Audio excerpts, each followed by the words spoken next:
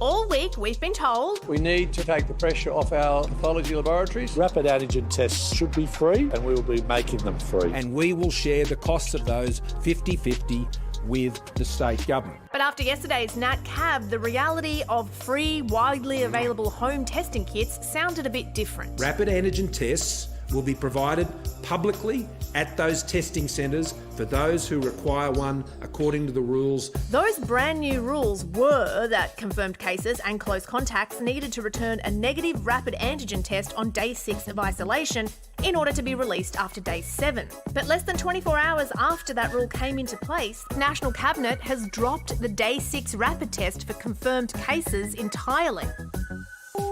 The sudden change comes as reports of shortages and price gouging in the private market get worse. One Sydney woman has revealed that the test kits she bought in a 5-pack for $50 before Christmas are now being broken up and sold off individually by her local pharmacist for $25 a pop. That's a 150% markup. Maybe this particular retailer did that, I don't know, but I've seen my cost price rise $10 per test in the last 2 weeks. So yes, there are price hikes happening. But pharmacies say the price hike is coming from suppliers. My message would be to manufacturers and my message would be to wholesalers, please don't price gouge the local community pharmacy. New South Wales is pushing ahead with its own order of 50 million rapid antigen tests, while Victoria has an order of 35 million. But these won't land until late January, meaning Aussies now potentially face another month of long PCR queues and expensive rapid tests. Scott Morrison decided to move rapid tests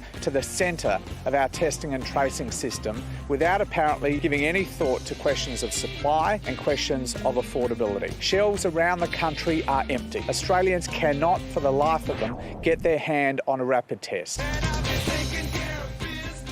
As the CEO of Pathology Technology Australia, Dean Whiting represents around 70% of rapid antigen test suppliers in Australia. Dean, there are widespread reports of price gouging for rapid tests. The Pharmacy Guild just told us that it's suppliers that are responsible. Are they?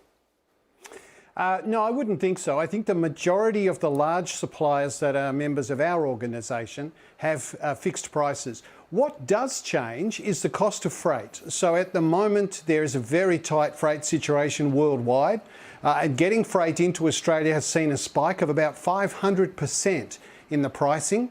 And so importing and local freight costs have gone up. What you may be seeing is a small amount of that freight cost being passed on. Can I ask, are you able to hook us up with a better deal? Yes. Yeah, I'll see you after the show, Nazim. Look, we're working with federal and state governments to see how we can have these tests subsidised. You might not know there are 2 varieties of these tests. One variety is called the point of care test, which needs to be supervised by a registered health practitioner. These tests are readily available and they are usually of a much lower cost. The test for home use are specially packaged in Australia and labelled for Australian conditions. And these products are a little harder to get and they are a little more expensive to provide because they're packaged in singles or 5s.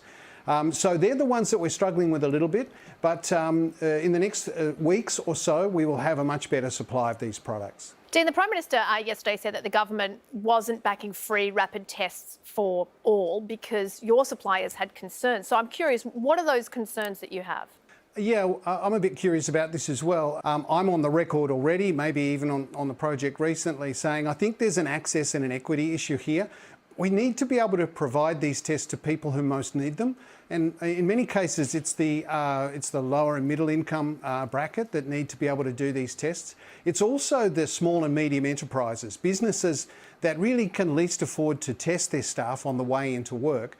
And it's these kinds of businesses that keep the economy going, and to be able to test their staff every day on the way in keeps those businesses open and actually keeps the infection rate in the community down. So we would value anything that supports the subsidisation of those testing, or make them, free if that's what it takes.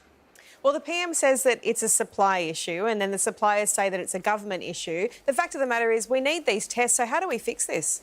I've spoken to a number of our suppliers in the last 2 days. They have orders placed overseas, up to 20 million tests each of them have got orders for. It'll take 4 to 6 weeks to get them here. You have to remember, we've had just probably 3 weeks or 4 weeks to prepare for this.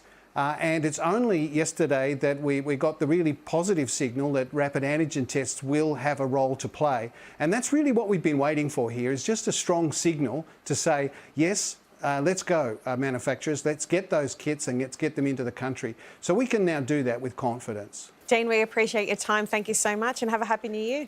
Yeah, same to you guys. Have fun.